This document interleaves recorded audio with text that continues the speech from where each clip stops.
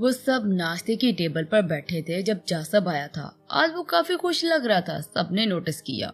जासब ज़ुहैब के गले मिला कि रात को वो सोने का कहकर ना डिनर पर आया था, ना ही ज़ुहैब से मिला था। अब खुश खुश इसके गले मिला था। इन दोनों को देखकर दोनों के बाप खुशी से खिल उठे थे। कैसे हो तुम? मैं ठीक, तुम सुनाओ? जासब हंसते हुए बोला था। रात मिला नहीं, मुझे लगा कोई नाराजगी तो नहीं पाल ली। सॉरी यार, सो गया था। चल छोड़, बैठ नाश्ता कर। दोनों साथ साथ वाली कुर्सी पर बैठे थे। फवाद, जी भाईजान, अब बच्चे राजी हैं तो हमें शादी में देर नहीं करनी चाहिए। कौन सा इसने कहीं बाहर जाना है? जी ये बात तो आपने ठीक कही। मैंने सजल से इस सिलसिले में बात की है, इससे भी ये बात काफी पसंद आई है। अलबत्ता अभी तक समीर से बात नहीं हुई। इसे क्या एतराज हो सकता है भला, वो भी सजल की तरह खुश होगा। फवाद साहब ने कहा था। तो फिर अगले जुम्मे की डेट फिक्स कर लेते हैं शादी की। जरिश जो अपनी प्लेट पर झुकी हुई थी इतनी जल्दी का सुनकर चौंकी थी। ज़ुहैब और फवाद साहब ने हाँ में सर हिलाया था, जबकि जरिश का चेहरा आंसू जब्त करने के चक्कर में सुर्ख हो गया था। आज से ही शादी की तैयारियां शुरू करें आप खवातीन, फवाद साहब ने कहा, जिस पर तीनों ने सर हिलाया था, जबकि जरिश उठकर चली गई थी।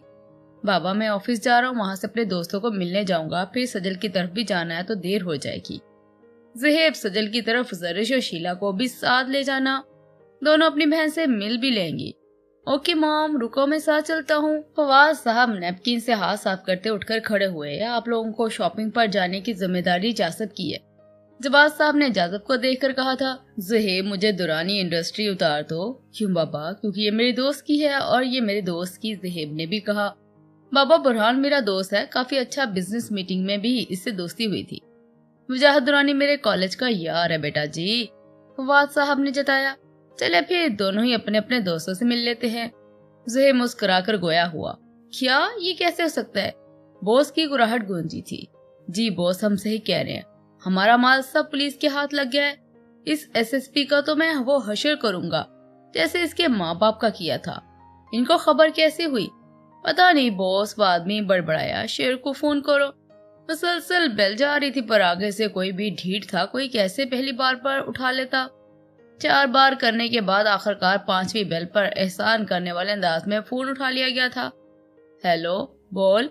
शेर जानता था इसकी नींद में डूबी आवाज आई थी। शेर, माल तुम लोगों के हवाले किया था तो पुलिस के हथे कैसे लगा? देख बॉस, ये तेरा मसला है, तू सोच। हमने कल ही माल तेरी बताई हुई जगह पर भेज दिया था जिसकी निगरानी शानी ने की थी। हमारा काम पुलिस से बचाकर इस जगह पहुंचाना था। माल कहाँ गया, कौन ले गया, पुलिस कैसे पहुंची, ये तेरा प्रॉब्लम है, अपुन का नहीं। देखो शेर, सिर्फ ये तुम दोनों और मेरे आदमी जानते थे तो पुलिस को किसने खबर दी? ए बॉस, खबरदार जब अपुन पर इल्जाम लगाया था अगर तूने। हमारी खुद काफी लफड़ेबाजी है पुलिस से। तेरे का बताकर अपुन को और बैर नहीं मोल लेना। तो अपना मामला खुद संभाल। अगर हमने पुलिस को खबर करनी होती ना, पहले ना करते जब तेरे लिए इतना काम किया। तेरे माल के चक्कर में हमारी नींद खराब हुई। चल अब सोने दे, रख फोन। शेर ने कहकर खटाक से बॉस के मुंह पर ही कॉल काट दी थी। बॉस का खून खोल उठा था इसे खुद पर हुक्म चलाते सुनकर। तुझसे एक बार अपना काम निकलवा लूं, फिर बताऊंगा तुझे भी। शेर दिल बॉस फोन को दीवार में मारकर बरहम होता बोला था। इस एसएसपी समीर शाह का बताओ। बॉस, हमारे आदमियों ने इन पर काफी फायर किए, इसके काफी सिपाही जख्मी हुए। और वो? इसका नहीं पता। किस चीज का पता है तुम्हें? बॉस इसकी गर्दन पर दबाव डालते बोला। सॉरी बॉस, जितना पता था उतना बता दिया। समीर शाह, लगता है पहले के जख्म भूल चुके हो, अब नए देने पड़ेंगे। उस आदमी को झटक कर सफाकिस से बोला। वो लोग पानी की सतह से चंद फुट ऊपर उड़ते हुए आर्मी के हेलीकॉप्टर में बैठे आसपास का जायजा ले रहे थे। ये बहुत बड़ी झील थी जिसपे पानी का शोर और तेज बहाव ऊपर नीचे लहरों से अटकेलियां करता अपनी मौज में रमा था। चश्मे से निकलता पानी ऊंचाई से झील में गिर रहा था। झील के किनारों से लग रहा था सुबह का उजाला फैल चुका था और सुबह सुबह ये मंजर इंतहा का प्यारा दिल मोह लेने वाला था। झील के पास जंगल था जिसमें चेयर और ब्यार के लंबे दरख्त और कुदरती हुस्न में मजीद इजाफा कर रहे थे। एक हेलीकॉप्टर इन दरख्तों के ऊपर से गुजर रहा था जिसमें फौजी जवान दूरबीन का इस्तेमाल कर अहमद की तलाश में थे, जबकि सुबह का ये नजारा हसान महम पर कोई असर तारी न कर सका। इन्हें बस अपना दोस्त चाहिए था। झील में काफी फासले पर जाकर काफी छोटे बड़े पत्थर थे काफी तवाफुक के बाद हसन की नजर एक जगह पर टिक गई। ये झील का वो हिस्सा था जहाँ पानी का बहाव कम था, क्योंकि दरमियान में पत्थर पड़े हुए थे। इन्हीं पत्थरों से अटकी किसी वजूद पर गई थी। पायलट नीचे करो फौरन, हसन ऊंचा बोला। एक तो हवा का जोर, इसमें हेलीकॉप्टर के घूमते परों की वजह से आती आवाज, इनकी वजह से काफी शोर था। वहाँ इस तरफ लो। Where sir? Right side. क्या हुआ हसन? महम ने पूछा। वो क्योंकि लेफ्ट साइड देख रही थी, इसके चलाने पर चौंकी। महम, वो देखो वहाँ। Oh my god, Ahmad. महम इस वजूद को देखकर चलाई थी। पायलट काफी नीचे ले आया था। अहमद को देखकर महम खुशी से चीखी थी। अहमद पत्थर के आड़ा आधा पानी में डूबा हुआ था। इसका चेहरा बाहर था पर पानी कम था, नीचे काफी पत्थर थे। इसका सर किसी पत्थर पर पड़ा था, जिसकी वजह से चेहरा साफ बाहर था। पत्थर माथे से निकलता खून इसके चेहरे से होता हुआ गर्दन तक लगा था। यकीनन इसे चोट लगी थी। हेलीकॉप्टर चंद फुट ऊपर ही हवा में रुक गया था। हसन और 2-3 आर्मी जवान इस रस्सी की मदद से नीचे सिर गए और बारी बारी इस पर पत्थर पर उतरने लगे, जबकि बाकी दोनों ने मजबूती से रस्सी थाम रखी थी। वो जल्दी से उतरकर एहतियात से नीचे आए। अहमद यार, हसन इसके चेहरे को दोनों हाथों के प्यालों में लेकर खुशी से बोला था, फिर झुककर इसके माथे पर लब रखे थे। तब तक दूसरा हेलीकॉप्टर भी झील के किनारे थोड़ी सी साफ जगह पर टेक ऑफ कर चुका था। कुछ जवान जल्दी से स्ट्रेचर लेकर आए और देखते ही देखते चंद सेकंडों में इस पर अहमद को डालकर वापस को दौड़े थे। अहमद की नब्ज ना होने के बराबर चल रही थी, जैसे सांस रुक रुक कर आ रही थी। इसे जल्दी से हॉस्पिटल ले जाना था। कुछ मिनटों में वो रेस्क्यू करके हेली में बैठे अपनी मतलूबा सिमत उड़ान भर चुके थे। फवाद साहब वजाहत के ऑफिस बढ़ गए थे, जहां वो इनका और आईजी कमाल का इंतजार कर रहे थे। अस्सलाम वालेकुम। ज़हेब ने बुरहान के ऑफिस का डोर नॉक कर अंदर आते सलाम किया। वो जो लैपटॉप पर कुछ काम कर रहा था, ज़हेब को देखकर मुस्कुराया। वालेकुम सलाम। बुरहान अपनी सीट छोड़कर इसकी छानब आया था। कैसा है तू? दोनों एक दूसरे से मिलकर जुदा हुए जब ज़हेब ने पूछा। फिट फाट। क्या छापा मारा तूने? बता ही देते अपने आने का, तुझे पिक करने आता। बुरहान इसके बाजू पर पंच मारते बोला था। बस तेरे चेहरे की खुशी देखनी थी, इसीलिए नहीं बताया। हाँ, मैं तेरी मिसिस हूँ जो तुझे देखकर सुकून मिलना था। चल तू कहता है तो बना लेता हूँ मिसिस। ज़हेब दांत निकालते बोला था। कौन किसकी मिसिस बन रहा है? यासर अंदर आते बोला। आजा तू भी। ज़हेब इसे खुद से भीज गया था। ऐवी बकवास कर रहा है, शादी का इतना बुखार चढ़ा है कि अब दौरे पड़ रहे हैं मुझे मिसिस बनाने के। बुरहान ने जल भुन कर कहा था। हाँ, दोनों का कहका गूंजा था। बेशर्मों की तरह दांत निकाल लो बस। बुरहान आंखें घुमाता जीन की पॉकेट में हाथ डाले बोला था। यासर यार, अब तू मैं तो इसको अपनी मिसिस बनाऊंगा, मेरी जान, मेरी बुरहान रानी। ज़हेब बुरहान के गाल पर लब रखते बोला। हे चल हट। बुरहान एक हाथ से इसके बाजू पर मारते बोला था। घोरों में कुछ महीने रहकर इसका दिमाग कोरा हो गया है। हाँ, दिमाग कोरा हुआ या फिर भरा, अब तो तेरी तरफ दिल भी आ गया है। ज़हेब आंख दबाते बोला था। इस बात का मैं गवाह हूँ कि अब से हमारी बुरहान रानी। यासर बोलने लगा था कि बुरहान दोनों की तरफ लपका था। रुक, तुझे तो मैं कमीना, निकलो यहाँ मेरे ऑफिस से अभी। बुरहान दांत पीसते बोला था, जो जल्दी से घूमकर टेबल की दूसरी तरफ आ गया था। ना मेरी रानी, अभी तक तूने मेरे दर्शन भी नहीं किए और तू भगा रही है। इसकी एक्टिंग पर बुरहान ने घूरा जब दोनों दांत निकालते हुए इसकी तरफ आए थे। इसको जोर से हक कर ली थी। बेचारा बुरहान इनके वजन को बर्दाश्त करता मुंह के जाविये बनाने लगा। अब छोड़ भी दो, चिमट ही गए हो। जब बुरहान से बर्दाश्त न हुआ तो वो घुराया। दोनों मुस्कुराहट दिखाते सोफे पर ढह गए थे। साथ बुरहान को भी बाजू से खींचकर गिरा लिया था। इन लोफरों वाली हरकतें बंद करो, नहीं तो गर्दन मरोड़ दूंगा। यार, मैं तो शरीफ सा बंदा हूँ, बस ये तेरे दीवाने का पुर्जा हिल गया है। यासर हाथ खड़े कर गया था, जबकि ज़हेब बुरहान के तेवर देख मस्कीन सूरत बनाए बैठ गया था। फिर कुछ देर बाद वैसा ही बुरहान का जब्त आजमाने लगा था। यूं ही मस्तियां करते हुए इधर उधर की बातें करते उठे। जहाँ साहब के ऑफिस आ गए, जहाँ रिफ्रेशमेंट का इंतजाम था। ज़ेबी, तुम कब आए? अपने घर में इन तीनों की आमद देखकर सजल खुश होती आगे बढ़ी थी। कल आया था। क्या तुम कल आए और मुझे बताया तक नहीं है? मेरे घर आने की अब फुर्सत मिली है? आपी जान, सरप्राइज देना था आपको। हाँ, सरप्राइज तो दे ही दिया तुमने ना बताकर। अब जो चाह रही हूँ ना, वो तो मैं कर ही नहीं सकता। ज़हेब ने कंधे झुकाए थे। क्या भला? सजल चौंकी। यही कि मैं यहाँ से चला जाऊँ? सजल का तो मुंह ही खुल गया था। तुम सुधरोगे नहीं कभी भी, उसके कंधे पर मारती बोली थी। क्या है जलाद आप ही यार, ज़हेब कंधा सुलहाते बोला था। मैं ऐसा सोच भी नहीं सकती समझे। सजल ने आगे बढ़कर इसकी कनपट्टी पर बोसा दिया था, फिर इसके सीने से लग गई थी। अगर मिलना मिलाना हो गया तो गलती से हम भी आए हुए हैं। इन दोनों को देखकर कब से खड़ी शीला के साथ जरिश ने अपना भी एहसास दिलवाया। हाँ हाँ पता है तुम भी आई हो, सजल कहती इससे भी ली जब नजर साथ खड़ी शीला पर गई थी।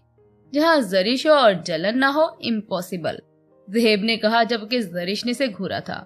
कैसी हो शीला?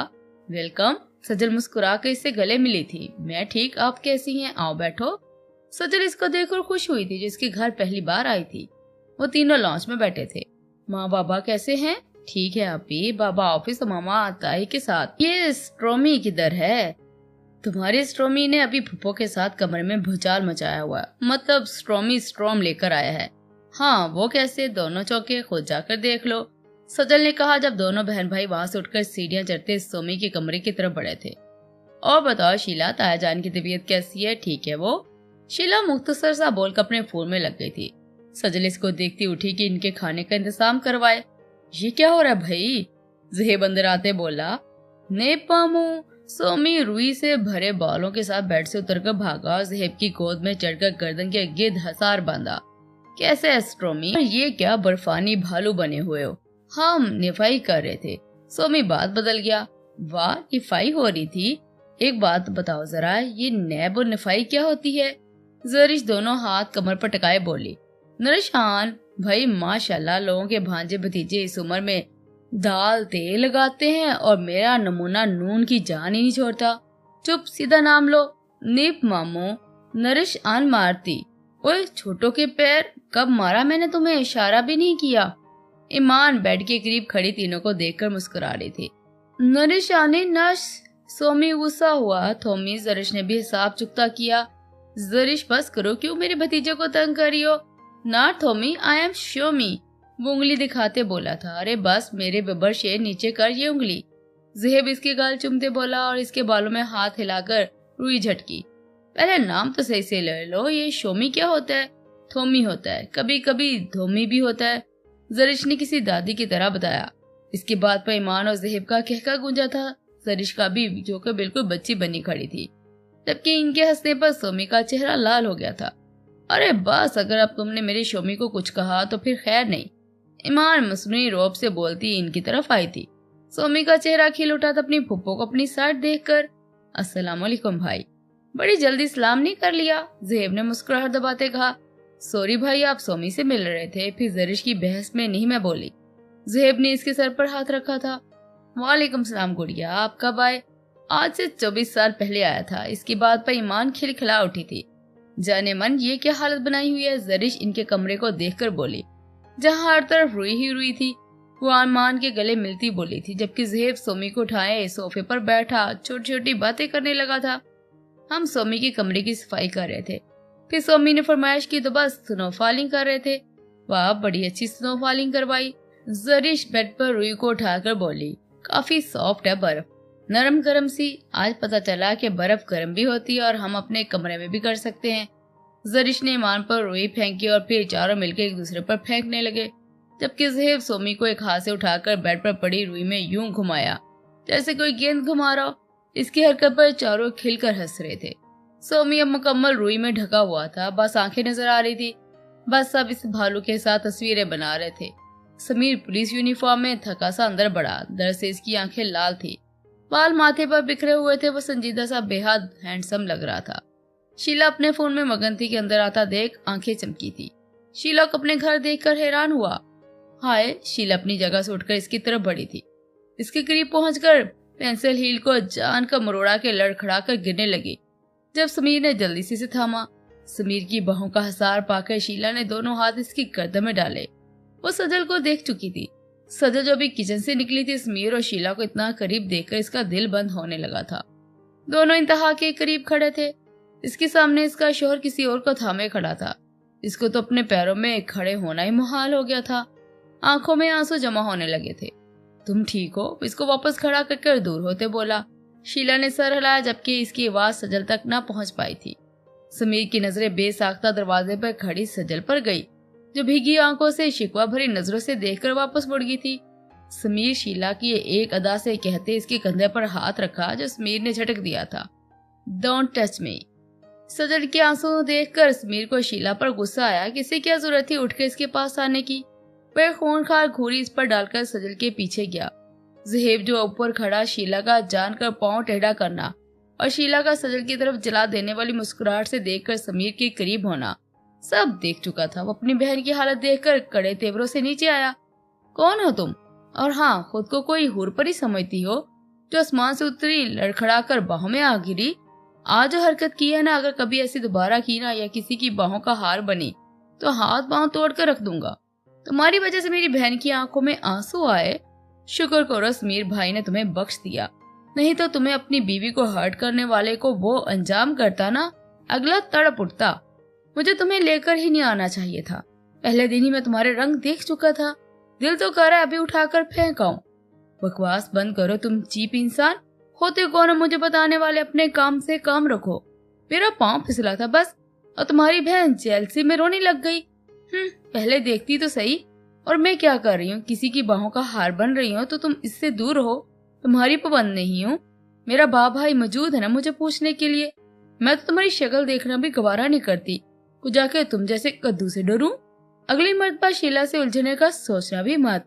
शीला से सुनाकर बाहर लॉन में चली गई थी, जबकि ज़हेब मुट्ठी भींच कर रह गया था। तो मैं तुम्हें ऐसी तमीज सिखाऊंगा, दोबारा इस तरह बात करने का सोचोगे भी नहीं, वो अपने ख्यालों में बोला था। सजल किचन में आते हुए बुआ को देखकर वहीं रुक गया था। जी रूम में आओ, मैं काम कर रही हूँ। मैं अभी काम के लिए बुला रहा हूँ, फौरन आओ। वो रौबदार और तहक्कुम से आने का हुक्म सुनाकर वापस पलट गया था, जबकि सजल ना चाहते हुए भी कुछ देर बाद कमरे की जानिब बढ़ी। वो जैसे ही कमरे में आई, समीर शर्टलेस आईने के सामने खड़ा था। सजल दरवाजे के पास रुक गई थी। बोलिए क्या काम है? यहाँ आओ। इसे बिना देखे हुक्म सादर किया था। नहीं आना। जब कुछ काम नहीं है तो बुलाया क्यों है? सजल कुछ देर पहले का गुस्सा निकालती जाने के लिए पलटी थी। तुमने सुना नहीं? यहाँ आओ। इधर है काम, वहाँ नहीं। अब की बार घूर कर इसको देखते लफ्ज पर जोर देते बोला था। सजल सर झटक कर इसकी जानिब आई थी। पकड़ो ये। इसने पट्टी और मरहम थमाई थी। सजल ने नासमझी से देखा, फिर समीर के शाने को जहाँ से अभी भी हल्का सा खून रस रहा था। ये क्या हुआ आपको? वो पल में नाराजगी भुलाए हवास बाफ्ता सी इसके सीने पर हाथ रखती बोली थी। इसे पता भी ना चला। दर्द हो रहा है क्या? बहुत। उफ, तो आप डॉक्टर के पास नहीं गए? रुकिए मैं बुलाती हूँ डॉक्टर को। वो जल्दी से अपना फोन उठाने के लिए मुड़ी। नहीं रहने दो, मेरी डॉक्टर तुम हो और तुम ही मेरा इलाज करोगी। मैं कैसे समीर? आपको दर्द हो रहा है? हाँ हो रहा है बहुत, पर इधर नहीं इधर। उसका हाथ अपने सीने के दिल के मुकाम पर रखते बोला था। इसकी बात पर सजल ने आंखें छोटी की थी। ऐसे करते हुए बहुत प्यारी लग रही थी। यार जब तुम नाराज होती हो ना तो मेरा दिल बंद होने लगता है, उसकी आंखों से बयान करते सवाल पर जवाब दिया था। सजल खामोशी से पकड़कर बेड तक ले आई थी, बैठाकर रुई से जख्म साफ करने लगी थी। बोलोगी नहीं? खामोशी हनूस बरकरार थी। जाना इसकी सरगोशी पर सजल के हाथ कम कपाए थे। इसने घनी पलके उठाकर बड़ी आंखों को मजीद बड़ा कर हल्का सा सर हिलाकर बुलाने से मना किया था। उफ, ये शरबती आंखें, कुछ तो ख्याल करो क्योंकि मुझ पर गजब ढाने पर तुली हैं। समीर मुस्कुराहट दबाए बोला था। आप खामोश नहीं बैठ सकते?